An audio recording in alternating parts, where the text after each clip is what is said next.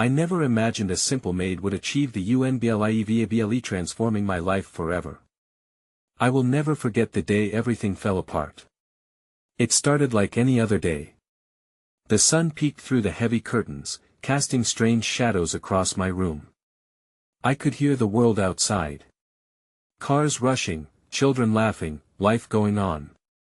Yet, inside, I felt a storm brewing, the smell of burnt toast wafted through the house. My heart raced as I ran to the kitchen, where my younger brother, Max, sat with a guilty look. The pan sizzled, and I winced as I grabbed the spatula.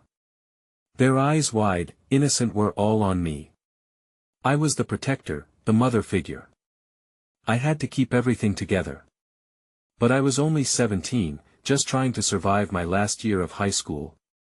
Dad worked long hours, and Mom, well, she wasn't in the picture. Max and I relied on each other, two lost souls trying to find our way. I had dreams. I wanted to write. I wanted freedom. But first, I needed a job. My hopes felt small, drowning in the sea of bills and expectations. That's where she came in. Clara, the new maid. She had an air of mystery about her. If I had $1 for every time I watched her through the kitchen window, I could have bought a ticket to my dreams. Her hair was dark as midnight, cascading in waves. She moved gracefully, almost like she was dancing with the wind. What secrets did she hold? One evening, I caught her gazing at the stars from the garden. There was something ethereal in her eyes, as if she saw beyond this world. I approached her, heart pounding. "What do you see?" I asked, barely above a whisper. She turned, and her smile was both warm and unnerving. "The universe has stories to tell, if only we listen closely." Stories. I felt a flicker of hope. I longed to glimpse the stories hidden in her past, but instead, I was met with silence. Days passed, but our conversations remained brief. Yet, I sensed a shift, a connection building like an invisible thread weaving us together. Then, everything changed. One rainy afternoon, Clara vanished. The house felt colder, emptier. I searched everywhere. I called her name, my voice echoing through the hallways. Desperation clawed at my chest. Max noticed. "She's just a maid, right?" he asked, confused. But she was more. I could feel it. A strange thunder rolled as I peered into the shadows, hoping to catch a glimpse of her familiar silhouette. Nothing. Just the eerie silence and the shadows of my fears looming larger, and then, a note appeared on the kitchen table. My heart raced as I unfolded the paper, fingers trembling. "Trust in the stars. Everything will change." What did that even mean? I stood there, lost, staring at the words dancing in front of me. My breathing quickened. Clara was gone, but the air sizzled with a promise of something extraordinary lurking just beyond my grasp. My world was on the brink of unraveling, that I was about to discover just how profound a simple maid's impact could be. But would I be ready for the revelation that lay ahead? Hey, before we continue with this amazing story, I need to give you an important heads up. Many subscribers have reported that YouTube unsubscribed them without warning. Take a quick second to check the red button below to make sure you're still subscribed to the channel. I'd hate for you to miss any of the exclusive content coming soon. And while you're there, smash that like button, it really helps me out with the algorithm. Oh, and tell me in the comments, which city are you watching from? I love getting to know every amazing person who's part of this community. Your participation makes all the difference. Let's connect. The air in the house felt heavy as I tucked the note back under the tablecloth, trying to wrap my mind around its implications. Trust in the stars. What could Clara possibly mean by that?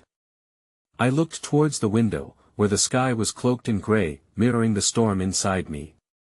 Max sat at the table, oblivious to my turmoil, mechanically finishing his cereal, while the events of the past days weighed down on me like an anchor. Despite my attempts to distance myself from the reality of Clara's absence, her absence intensified everything. I saw her in the corners of the house, the way she used to tuck the dust away, the delicate touch she had while arranging the flowers on the table, and how her laughter seemed to fill the empty spaces.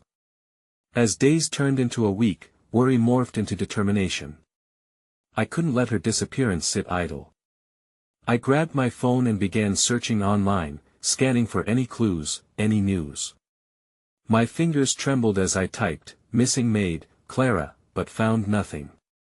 Just as I was about to lose hope, an unexpected notification popped up: a message from an unknown number, "Meet me at the cafe on 5th and Pine. I have information about Clara." My heart raced. I could barely see the screen through a haze of anxiety and faint hope. Who was this person? Did they know Clara? I wrestled with the idea of going but realized I had no choice.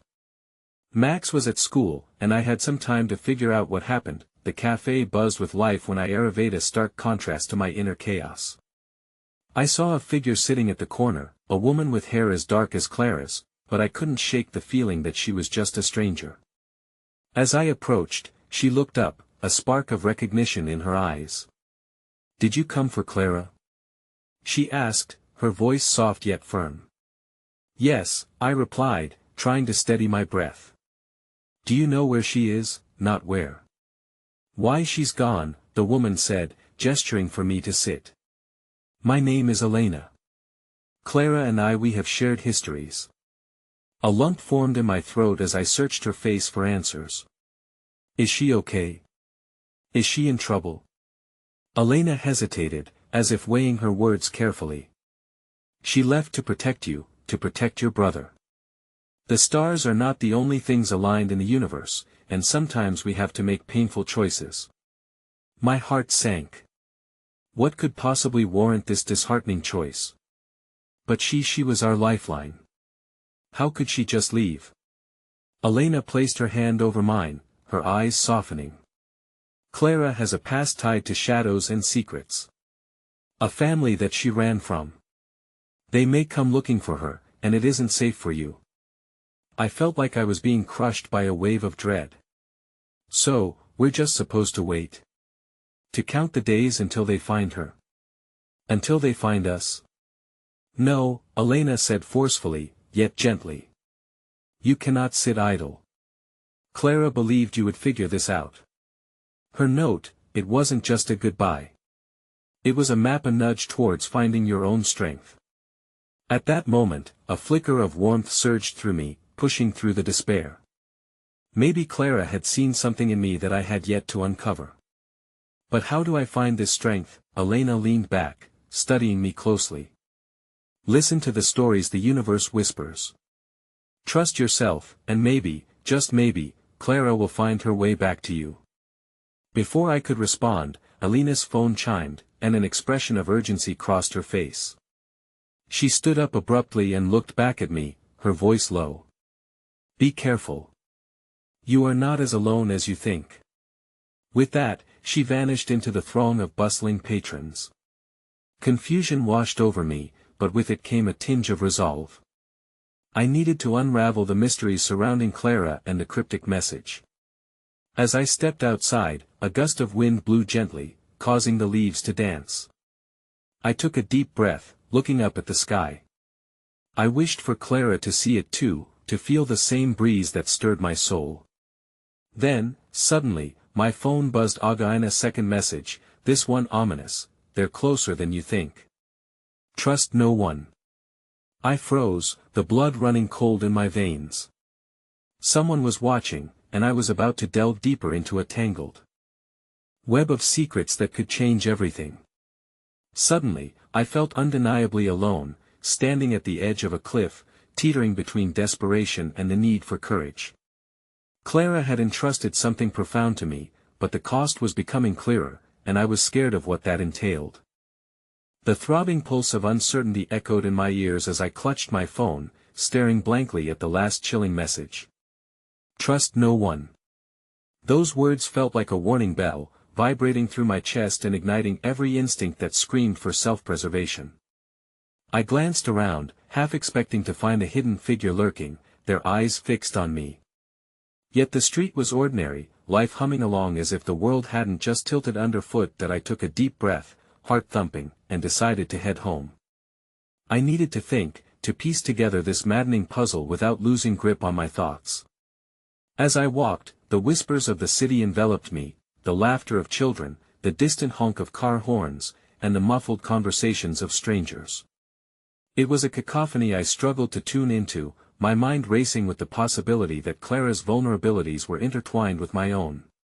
When I finally reached the house, the familiar ambience washed over me. Each creak of the floorboards and sunbeams spilling through the window felt simultaneously comforting and isolating. Max wouldn't be home for hours. The stillness made the house feel like a mausoleum, echoing Clara's absence. I wandered into the kitchen, my fingers trailing along the countertop, where Clara's culinary magic had often transformed simple ingredients into something divine. I gripped the edge of the table, recalling her soft voice, her laughter blending with the sizzle of frying onions. An image of her hair tied back, flour dusting her cheeks invaded my thoughts, stirring a deep ache like longing for an unreachable star. Suddenly, my eyes caught the lingering trace of a rich, aromatic scent wafting through the air. I turned, bewildered, and instead of comforting familiarity, I was met with an unsettling mystery. There on the stove, simmering gently in a pot, was her famous vegetable soup. A soft bubbling sounded almost inviting, yet the warmth it exuded felt wrong, stepping into a space where fear and familiarity collided. That I approached cautiously, every instinct ablaze with insecurity. Clara had no reason to leave dinner half prepared. And no one else knew how to create that flavor profile. Moments turned to hours as I stood beside the unassuming pot, my mind racing through all the implications. Had someone stayed behind? Was this soup a sign or a trap? My heart dropped when I heard the unmistakable creak of the front door opening. The sound sent jolts of adrenaline through my body. I rushed to the living room, only to find Max entering, backpack slung over one shoulder, all innocence and youthful oblivion. "Hey, what are you doing home?" he asked, the normalcy in his voice bringing a mix of relief and guilt. I faltered, the words crumbling under the weight of my fears. Should I burden him with the shadows closing in around us? But before I could fabricate a soothing lie, a voice broke through the silence, a voice I didn't recognize. I think she was making soup for dinner. Startled, I turned. Standing at the threshold of the kitchen was a man with an easy smile and an air of casual confidence. He looked familiar, an echo of someone from my past, but I couldn't place him. "Who are you?" I demanded, protective instincts flaring up. "Relax. I'm someone who knows Clara. And I know you have questions," he replied, keeping his hands raised slightly as if to show he meant no harm. "Why are you in my house?" "We need to talk," he continued, ignoring my question, as he stepped closer, his eyes darting nervously to Max. "Clara was taken because of what she knows.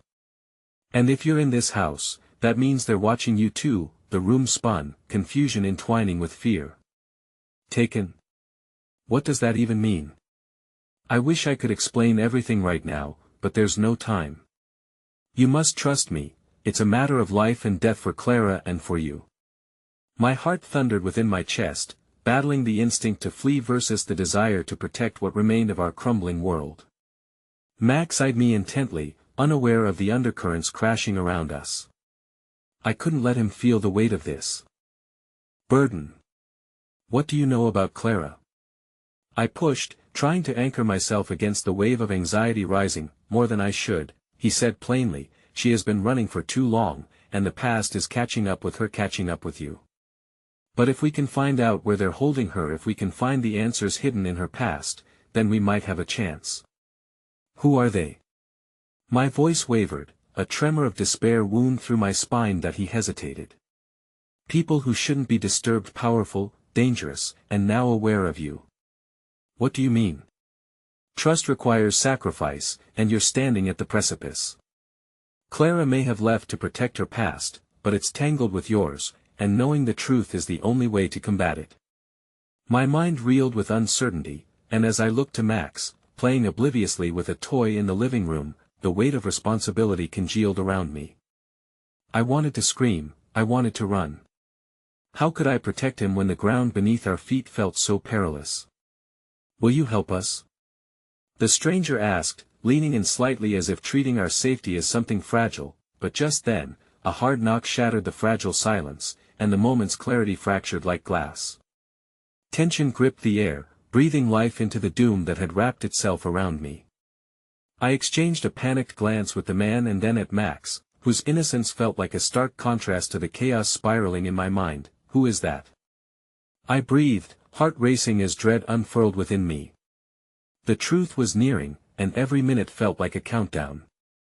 I don't know, he said, fighting the impulse to step towards the door, uncertainty clashing within his eyes. That in that moment, I realized the tangled web of choices and sacrifices was about to ensnare us all, the hope for clarity interlinked with the possibility of devastation.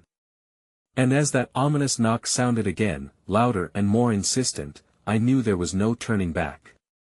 The truth, however harrowing, was about to reveal itself, and there was no way to prepare for the storm ahead. The knock echoed again, louder this time, reverberating through the house like a harbinger of doom. I felt my heart quicken, pounding dangerously in my chest. Max's innocent laughter faded into silence, and I could sense his confusion at the tension swirling in the roomy eyes. Darted toward the door with a mix of trepidation and dread. "Stay here," I whispered to Max, trying to soften the command with a reassuring smile that felt more like a mask than anything genuine. He blinked at me, unsure, sensing the storm brewing behind my calm facade. The stranger cast a sidelong glance at me, our eyes locking in mutual understanding. We were both standing at a precipice, teetering between the known and the unfathomable. I was desperate to shield Max, but I felt a crushing weight in my chest. His security felt like a delicate glass bubble that could shatter at any moment. Gathering every shred of courage I could muster, I approached the door, each step feeling like I was walking toward an inevitable confrontation. The knocking continued, insistent and demanding. I reached for the doorknob, fingers trembling, and with a deep breath, I opened it just a crack. Outside stood a woman, her silhouette framed by the dimming light of dusk. Her eyes sparkled with resolve, yet they were tinged with worry. "I need to speak with you." "It's urgent," she implored, her voice steady, but there was an undercurrent of fear that made my skin prickle. "Who are you?" I managed to utter, my heart still racing, thoughts churning like a restless sea. "Should I let her in?" "I'm a friend," she replied quickly, scanning the hallway as if she felt unseen eyes boring into her back.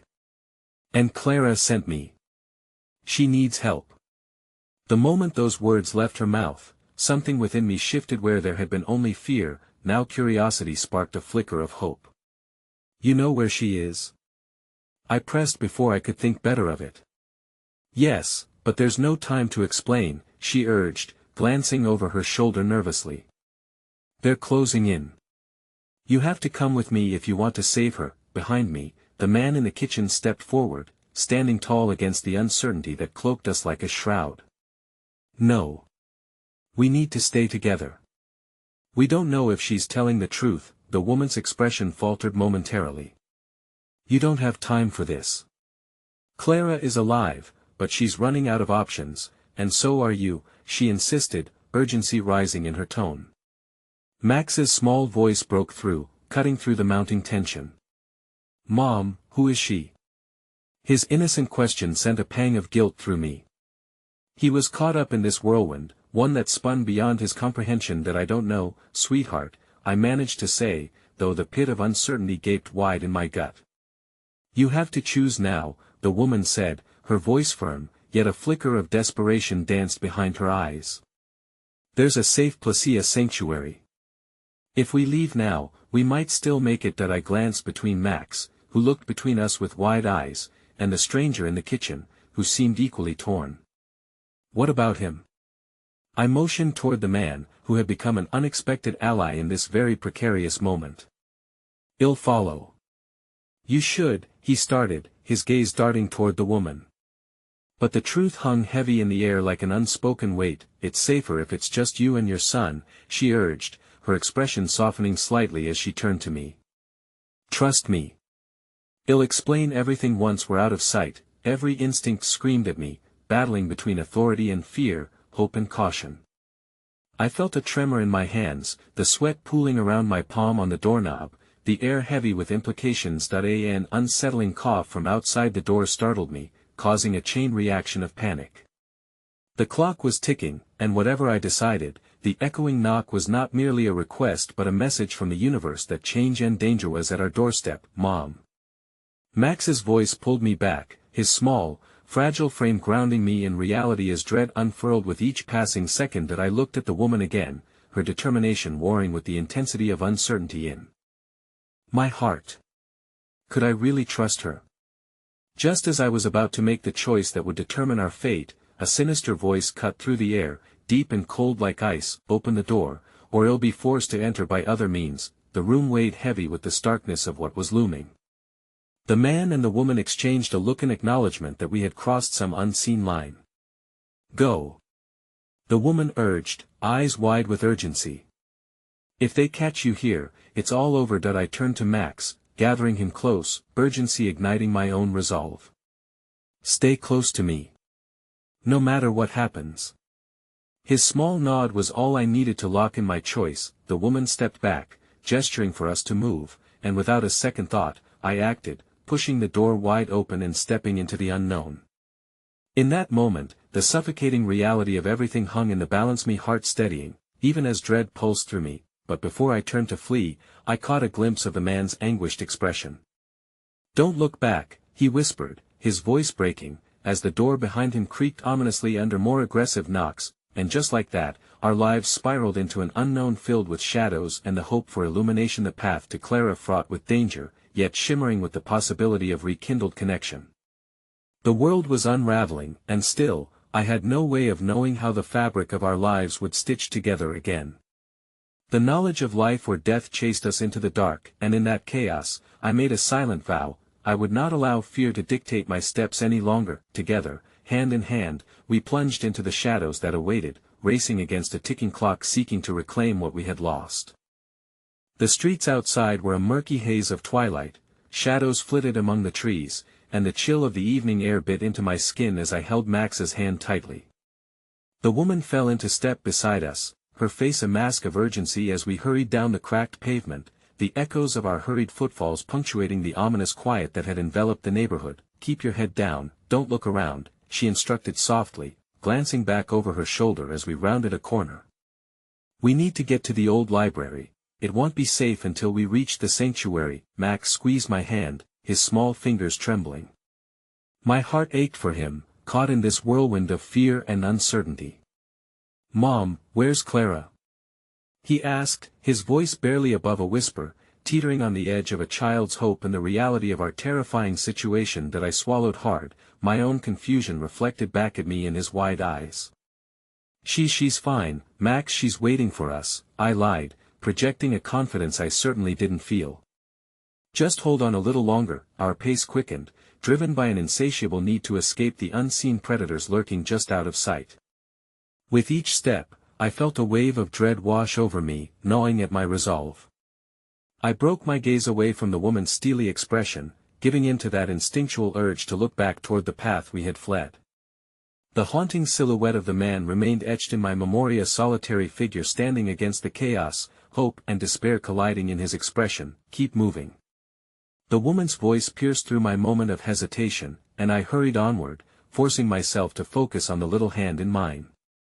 As we navigated through narrow alleyways and unlit streets, I sensed the suffocating grip of fear began to loosen slightly. The pressing weight of uncertainty felt a fraction lighter with each passing moment, yet, something nagged at me. I felt an unsettling sense of trust swirling around the woman, one I had no rational reason to hold on to. "Why are you helping us?" I finally asked, curiosity overcoming doubt. "You say Clara sent you.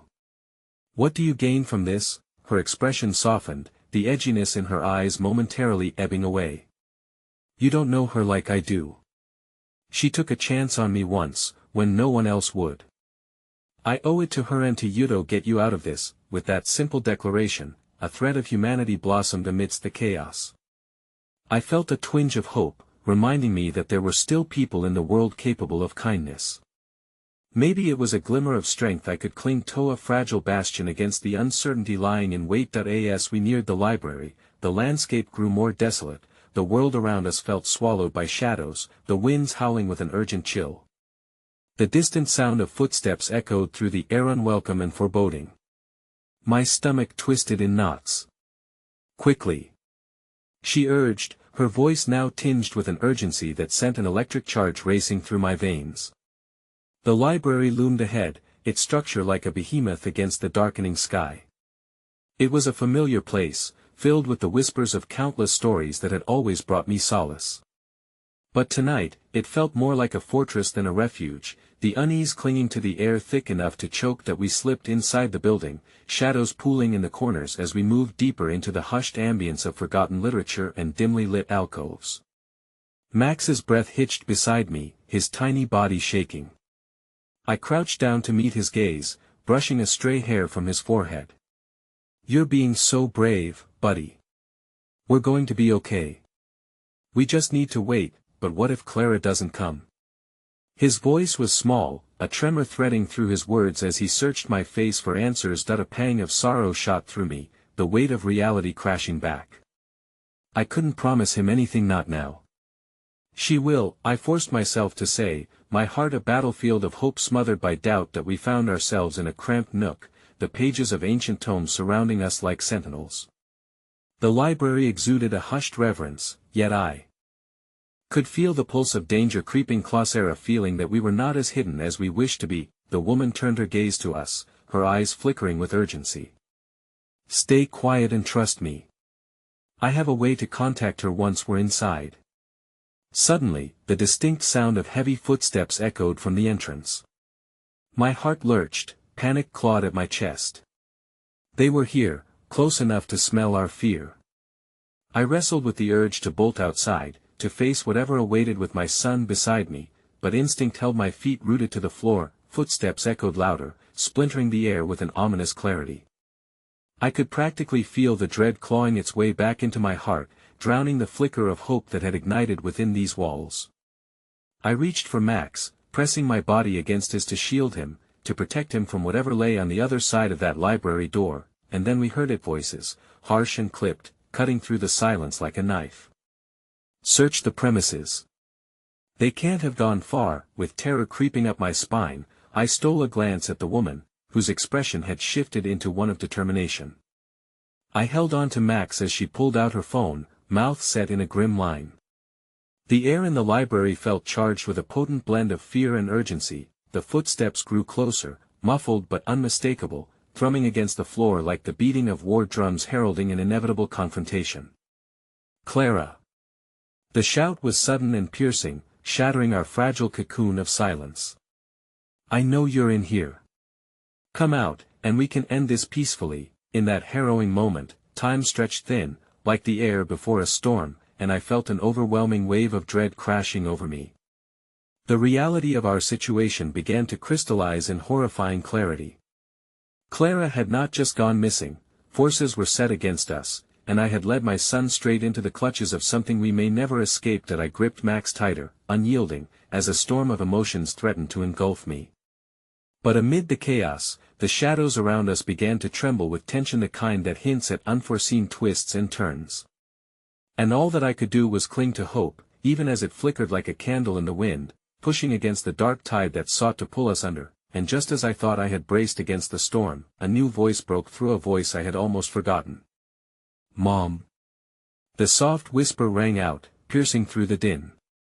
It echoed with a familiarity that sent ripples of recognition across my heart, a haunting melody wrapped in innocence. "Clara?" I could barely form the words as disbelief settled within me like lead. The library held its breath alongside me, the weight of unknown futures swaying precariously in the stillness. I had no way of knowing whether this was an invitation to salvation or another layer of the trap tightly woven around us, but I would find out. I had to. The whisper hung in the air, fragile and potent, urging me into action, igniting something deep within me that I thought had dimmed. "Clara?" I rasped again, the name tasting bittersweet on my tongue. My heart raced as I felt Max clutch tighter to my side, his small frame trembling with both fear and tentative hope. "That I am right here," Clara called from the depths of the library, her voice trembling yet steady enough to cut through the encroaching darkness. The sound emanated from beyond a cluster of tall, stoic shelves, each draped in shadows like watchful guardians. A guttural mix of relief and dread surged within me as I felt the ground shift beneath my feet. What if she brought with her the very danger we were trying to escape? Stay back. The woman hissed, an impenetrable resolve crystallizing in her expression. You have to stay quiet, but she's my sister. Max's voice squeaked out, breaking through the tension like a fragile bird taking flight. He began to pull away from me, a mixture of longing and desperation fueling his movements. No. I gripped him tighter, fear slicing through my resolve. We have to think this through. We don't know who or what may lie behind that aisle. With each passing second, Clara's voice glimmered with desperation. Mom, please. I can't stay here. They're coming. We need to leave. The mention of they sent a jolt of adrenaline through my body, each vowel clawing at my sanity. I met the woman's gaze, and in that instant, we shared a silent understanding. Clara's entreaty could very well be a clever bait used to lure us into the Opina ruse designed by forces that would happily shatter the fragile relationship that bound us together. Max, I whispered urgently, trying to keep my voice steady as I knelt to his eye level. You need to trust me. We have to make the right choice here. He nodded slowly, but I could see the conflict swirling within him, a tempest of loyalty and fear. But what if she's scared? He implored, his voice trembling. My heart twisted, grappling with the onslaught of emotions crashing against one another. How often had I told him that family is everything? How desperately I wanted to reach out, to pull Clara and Max into my arms, to shield them both from the danger that loomed. Another voice echoed from the library's entrance, harsher than before. Clara. Stop hiding, this is your last chance. A shudder rippled through me. I glanced at the woman, whose steely exterior began to crack. They found us, she murmured, dread creeping into her voice. We need to move, and fast. But what of Clara? What if she was caught between the enemy and us? My heart thudded, painfully aware of the choices stretching out before me. I envisioned my daughter lost, scared. How could I choose safety over family? At that moment, a flicker of defiance ignited in my chest. No. I could not turn my back on her. Clara. I called out, feigning strength as I moved forward. Where are you, Mom? Right here. Iman coming out. Clara emerged from behind the shelf, her face pale and drawn, tears glistening at the corners of her eyes. It was as if I were seeing a ghost, a fragmented reflection of the girl who once learned to ride a bicycle and laugh in the sun. Run. The woman shouted, panic coating her voice as she pushed us away from the imminent danger creeping closer. But just as I began to move toward Clara, a deafening crash echoed through the library, scattering books and dust as menacing figures stormed in. Mom. Help. Clara pleaded, fear twisting her features, and time stuttered, trapping us all in the fragile web of uncertainty. I lunged forward instinctively, toward Clara, but Max's grip tightened around my waist, pulling me back with a strength that sparked bewilderment. We can't, Mom. We can't let them get her. Fighting against my instinct, I pulled Max down behind a nearby shelf, my heart pounding as I strained to see Clara through the chaos. The woman was already moving, darting toward one side of the library, eyes wild with purpose. Follow me. She urged, but terror weighed heavily in my chest, clawing at my resolve. As Clara struggled against a pair of arms now pulling her backward, I caught her gaze, one filled with hopelessness, a mirror of everything I feared. Mom! She cried, desperation lacing her voice as she reached out, fingertips barely grazing the air between us. Get out. Now. The woman's voice was nearly a scream, loud enough to shatter the ambient weight in the library, sending shockwaves through me. I was faced with the impossible choice, a choice that would determine all our fates, and just as Clara's outstretched hand fell away, our world erupted into chaos. Footsteps pounded, shouts erupted, and the air thickened with an impending destiny that lay heavy like storm clouds above us. Then, amid the turmoil, I caught a glimpse of a jagged shadow darting through the open door behind Clara. My breath froze. My heart suspended in the swift embrace of realization, I wasn't the only one willing to intervene. A boy wild-eyed and filled with an untamed determination rushed in behind Clara, a flash of unexpected defiance in his movements as he lunged forward, fierce and resolute that eye and that infinitesimal heartbeat, hope glimmered, the unexpected kindness of a stranger, one with a resolute purpose, ignited a spark of possibility. But it wasn't enough to quell my panic.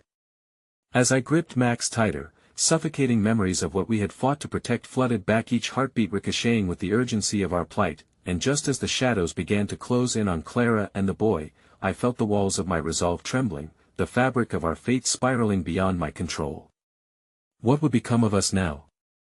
All at once, I realized fear had transformed into something greater, a profound responsibility to protect not just my children, but all that was yet to unfold. But then, soaring through the din, a voice that could only belong to fate, shattering everything I thought I knew.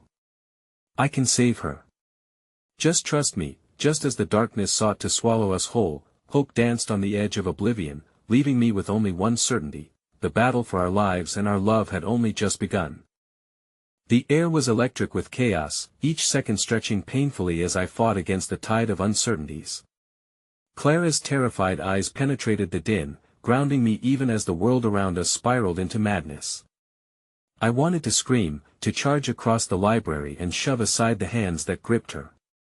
But Max's small hand in mine yanked me back, and I could feel his fear coursing through us, both tether binding us in our shared horror. Before I could process my next move, Clara's crimson lips curled into a defiant expression. "Go!" she screamed, identifying the urgency that vibrated in her voice despite the fear strangling her. It was as if she understood the cost of our inaction before I did. In that charged moment, a flicker of hope ignited, forcing me to confront the ferocity of my maternal instincts. "Clara!" I choked out, but the boy with wild eyes was upon her, wrestling with the shadowy figures who sought to ensnare her. My heart raced with both admiration and dread for this stranger who faced down the danger for her sake. Somehow, I found a fragmented strength within me, a flame stoked by fear for my child. This wasn't merely Clara at stake, it was all of us, the familiar warmth of family interwoven with raw desperation. The woman urged us to move, yet I hesitated, weighing the cost of our choices. "We can't leave her," I breathed, barely able to keep the tremor out of my voice. The pull of family loyalty warred with the chill of impending doom. "Mom, we have to go. They'll find us, too," Max pleaded, his eyes wide with earnest desperation. His fear was palpable, but beneath it, a profound well of love shone through, momentarily halting the torrent of panic that nearly drowned me. The boy was quick and nimble, drawing Clara away from the shadowy grasp of her captors, and I felt a swell of gratitude mixed with bitterness. Why did this stranger have to risk his life for her? Where was my courage? But it was too late. Clara was slipping from our grasp, caught in a maelstrom of choices that were not hers to make.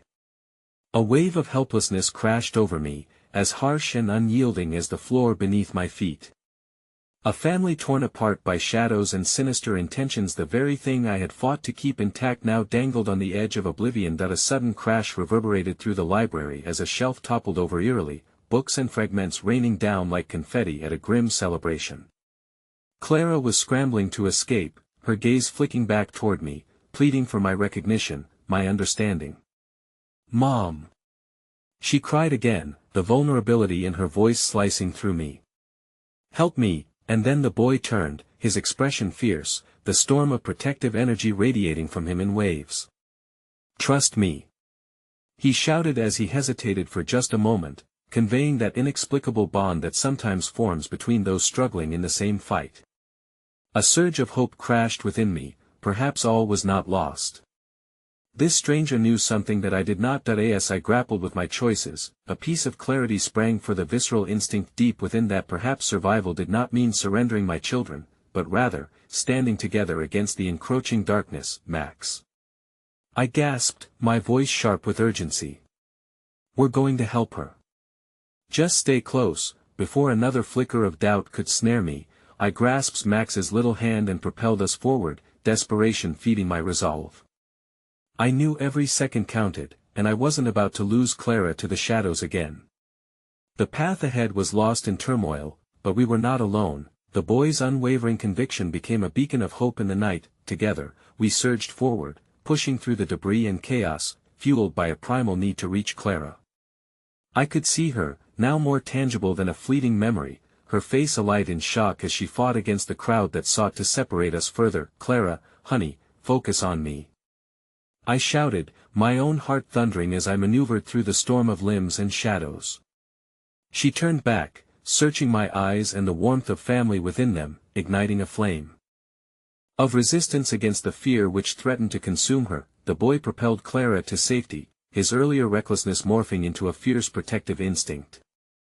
At last, she broke free of those grasping hands, propelled forward into the promise of refuge. But the relief in my chest was short-lived. The figures now turned toward us, fiercer and more relentless than before. That I could feel time stretching, each heartbeat amplified in a thundering tempo, forcing my limbs to act. I coaxed Max forward, slipping through the gap that opened momentarily between body and shadow. My heart raced with every step until finally, we broke open into a narrow aisle lined with dusty tomes. Clara stood mere steps away, her dark hair tousled, eyes wide with a mix of anxiety and fierce determination. "Mom," she breathed, relief flooding over us like the sweetest balm, but an unsettling tremor quaked deep within me. There was still an emotional abyss between us, unspoken words piled like distant mountains. But then, in the midst of our reunion, that moment of fragile hope morphed into uncertainty. The boy who had risked everything for Clara pointed urgently towards the back of the library. "We can't stay here, they'll come for us," and in that instant, the enemy's growls echoed closer, a reminder that even within the sanctity of familial bonds, danger lurked hungrily, always threatening to disrupt our fragile harmony. Just then, Clara whispered, her voice an echo of urgency-filled dread. "Mom, I heard something that might change everything." The weight of her words fell between us, an unexpected revelation hanging in the air ripe with possibilities as the shadows began to claw their way toward us. "Change everything?" I whispered, the words barely rising above the impending danger that loomed ever closer. What could she possibly know that might alter our fates? But before I could press her further, the darkness surged like a tide, swallowing my resolve with relentless vigor. In that stark moment, surrounded by familial love yet clouded by impending doom, I clung desperately to both hope and fear. But within that chaos, Clara's eyes burned brighter, holding a secret that trembled on the edge of revelation, a flicker illuminating the dark path ahead. And as the shadows of reality threatened to engulf us, I understood with an overwhelming certainty that nothing would ever be the same again. The dim light of the library flickered erratically, casting long shadows that seemed to dance with malicious intent. My heart thundered against my ribs, an animal trapped in a cage of despair as I stood nearly frozen, caught between the frantic rhythm of the moment and the weight of Clara's whispered words. "Mom, I heard something that might change everything." "Clara, what are you talking about?" The urgency in my voice betrayed the fear gripping my heart. I had thought we were at the precipice of salvation, clinging to each other through the storm, but now I stood on the brink of an unseen chasm, waiting for her to shed light on the depths of the darkness that surrounded us. Her face, typically so alive with laughter and mischief, had transformed into a portrait of determination. "Listen," Clara urged, glancing over her shoulder as if anticipating the shadows that lurked just out of sight. In the history section, I overheard them talking about a map. They said it could lead to something valuable. I questioned, bewildered, trying to piece together the jigsaw of her revelation amid the chaos. What kind of map? But the urgency of our situation pressed in around us like a tightening noose. The boy's voice broke through, panicked yet commanding, "We don't have time to waste. If what she says is true, we need to find it before they do." Max's hand tightened in mine, his small fingers trembling against my palm. I turned my gaze to him, searching for reassurance in his apprehensive eyes. They flickered with a glimmer of hope, amplifying the flicker in my chest. "Mom, we need to help Clara," he insisted, his voice steady despite his obvious fear. If he could stand firm in the face of this chaos, so could I. "All right," I finally nodded, forcing strength into my voice. "Clara, show me." As we followed the boy, our footsteps echoed against the polished wooden floors, ragged breaths blending into a cacophony that only highlighted our fear. The narrow aisle spiraled into a shadowy labyrinth, the smell of aged paper thick in the air, thickening the tense atmosphere with dread. Clara led the way, propelled by her urgency, and I clung to my children, fearing separation as we navigated the treacherous terrain. Just a bit further, Clara urged, glancing back and locking eyes with me. I know it's here. I overheard the location. The power surged, plunging us into momentary darkness, a pitch-black void that stripped away the last strings of clarity.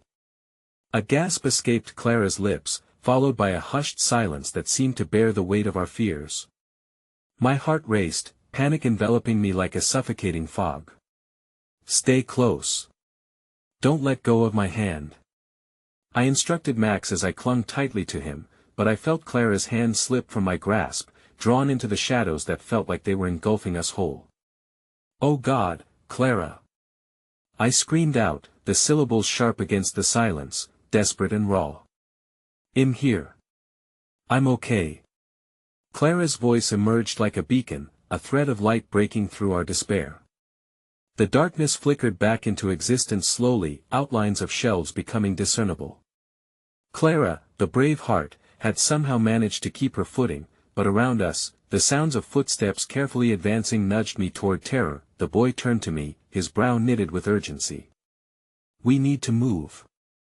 Now, instinctively, I threaded Clara's hand into mine as soon as we gathered back together, my breath steadying with the mix of desperate love and maternal protection. What direction? The boy raised a finger toward a narrow passage between two towering rows of books. There. If we can make it to the reference desk, we might find a way to escape this nightmare. We stumbled forward, each footstep a conscious choice to transform fear into action. But as we rushed toward the glowing promise of escape, I couldn't shake the implications of Clara's words. A map? A hidden treasure in the midst of our turmoil? What were they after, and how did she come across such vital information? The questions churned in the back of my mind, the thirst for answers intoxicating. Even as dread chased us, Clara, what exactly did you hear? I probed, hoping against hope for clarity amid confusion. That they were looking for something in the library that could help them control the chaos back home, she replied breathlessly. It's tied to our family somehow, it's all connected. As her explanation settled, my heart sank. Connected how? Before she could respond, the shadows loomed again, figures materializing from the darkness, their intent palpable. A ragged group of pursuers emerged, faces hardened and eyes ablaze, closing in on us with alarming speed. Run!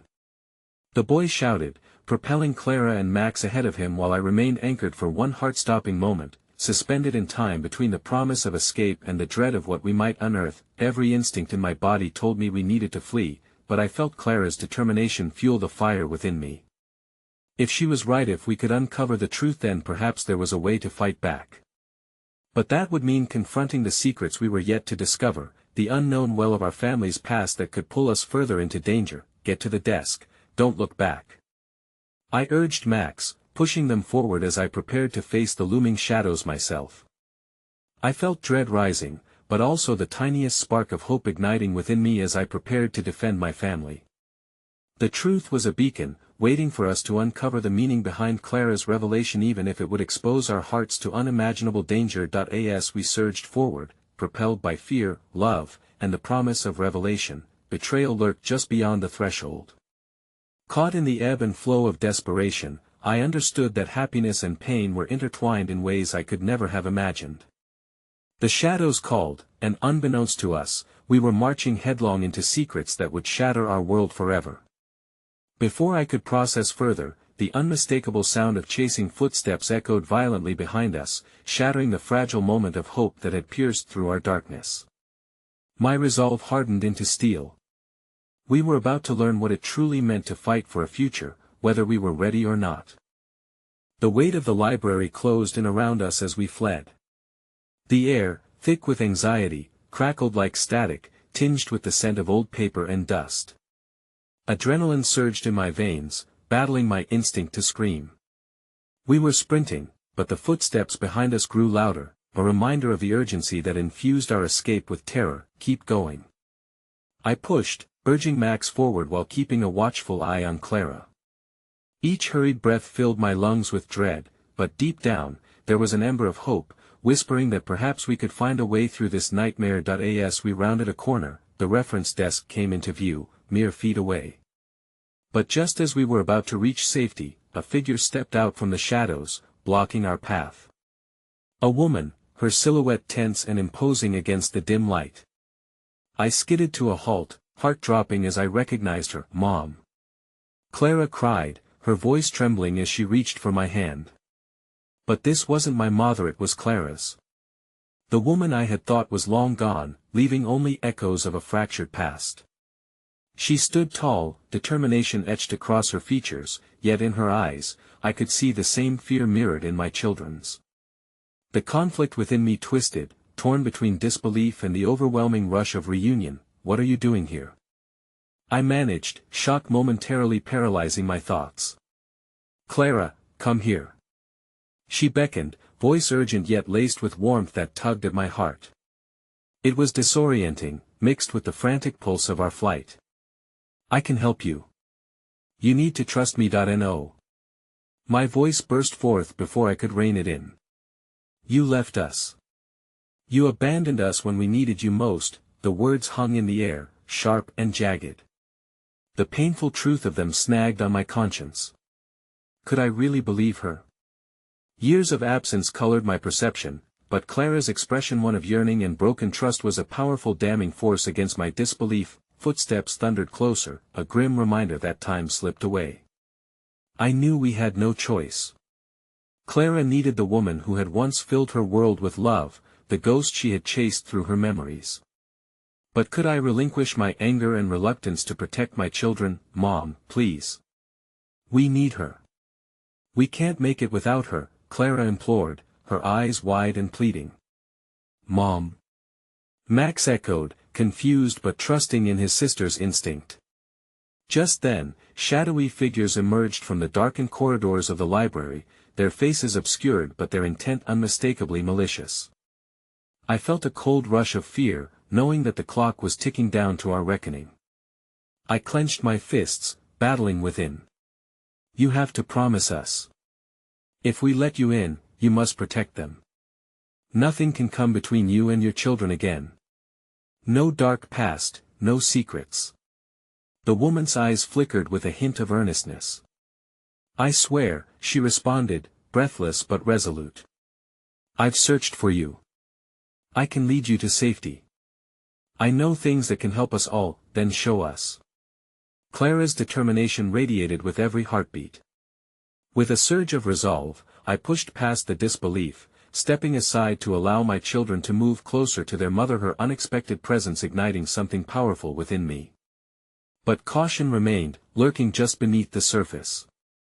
I could not let my guard down entirely. Trust was a fragile thread, worn and thinning. The library was now a labyrinth of chaos, as the figures behind us made their way closer.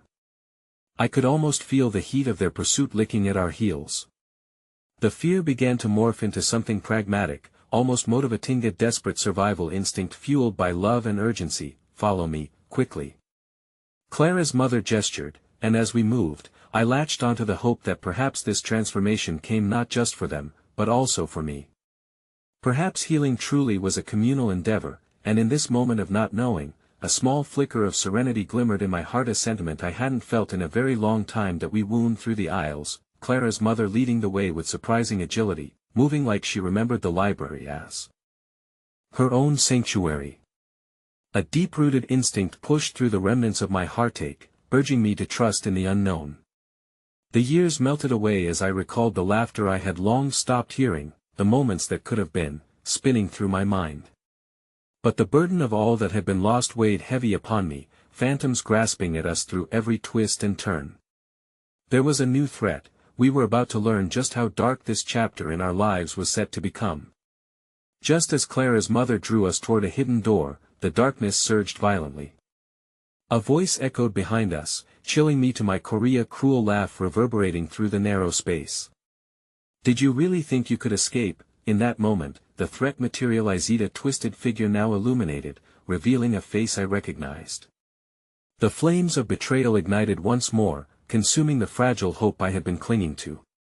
My heart raced as the realization crashed upon me. This time, escape wouldn't come easily. Beneath the shadows, the hidden pains festered, past roaring to life with a vengeance unforeseen.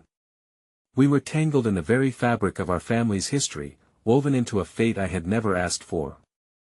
I inhaled sharply, bracing myself for the confrontation, knowing full well that some secrets didn't just whisper, they roared. And I would have to face them, no matter how fierce the storm that lay ahead. I was suspended in that moment, caught between the flurry of desperate emotions swirling around me. Clara's mother stood poised at the threshold of our escape, her face taut with a determination I had thought long extinguished. The figure looming behind us sent shivers racing down my spine, shuddering against the memories we had fought to flee. You thought you could outrun your past? It taunted, an oily sweetness tinging the air, wrapping around me like a serpent. Stop! I shouted, forcing a strength into my voice, even as dread pooled in the bottom of my stomach. Well, get out of here, you won't take us. It was less a declaration of power and more a plea to hold on to the slivers of hope clenched in my heart. I felt my children squirm beside me, their fear intertwining with mine as we fought against the magnetic pull of the shadows that threatened to devour us whole. The figure stepped closer, the dim light illuminating sharp features twisted into a smug grin. You're learning nothing, are you? There's no escape from this. He scattered the words like confetti, every syllable tinged with cruelty that meant to tear through our bond. But I took a breath, digging deep within me. You don't know us. My voice cut through the thickening air, each word carving a path toward defiance. You don't know how strong we are when we stand together. Mother always said ignorance was bliss. Clara's boy-like defiance burst forth, and his persistence rose against the dull realization of our predicament.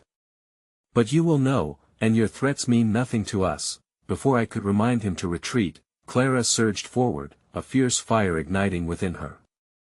I won't let you take me away again. She yelled, her voice slicing through the tension, wild and vibrant, a true embodiment of every moment she had fought to reclaim. With her courage shining through like the brightest star, I felt my heart swell, and suddenly my fear waned. Clara, come back. I urged. She was inches from the darkness threatening to close in on us, but it wasn't just her fear that pushed her closer to the brink, it was a revelation of right and wrong reaching for the veil of truth wrapped in our fragmented lives. As if sensing our camaraderie, the figure let out a laugh that reverberated through the library, echoing long after the sound had subsided. Is this what you think is strength? You'll forfeit everything. My resolve hardened. We would rather choose to fight than run in terror. In that moment, Clara's mother whispered, we need to push through. Trust me, I can guide you, and together, we can take him down. She stepped forward, creating a protective barrier between Clara and the threat looming closer. Suddenly, I felt the flicker of unity surge within us. The tremors of uncertainty transformed into something more potent, a force woven between our hearts. As shadows danced close around us, Clara's mother pulled us together, and I felt an electrifying bond tightening among us, the four of us united against the torrent of despair.